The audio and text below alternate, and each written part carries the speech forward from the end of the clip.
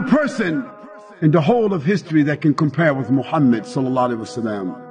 Not a Confucius, not Gautama Buddha, not Alexander the Great, not Bonaparte Napoleon, not Julius Caesar, nor Constantine, not Mahatma Gandhi, not King Richard or King Ferdinand, not Winston Churchill, not Charles Darwin, nor Deng Xiaoping, nor Karl Marx, not Albert Einstein, not Martin Luther or Martin Luther King Jr., not George Washington, not John F. Kennedy, and certainly not Bill Clinton, not Tony Blair, nor John Howard, nor George Bush Sr. or George Bush Jr.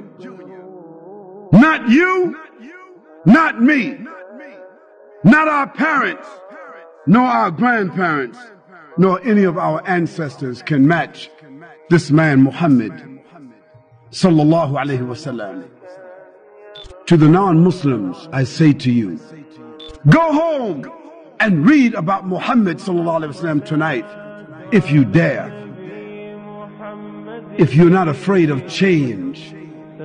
Because if you read about Muhammad sallallahu alaihi wasallam with an open heart and an open mind, there's a chance that love for this man and respect for this man will come into your life, come into your heart, come into your mind, come into your family and your home, and you also may want to be a follower of Muhammad sallallahu alaihi wasallam. And if you should choose to do so, you will never elevate his name.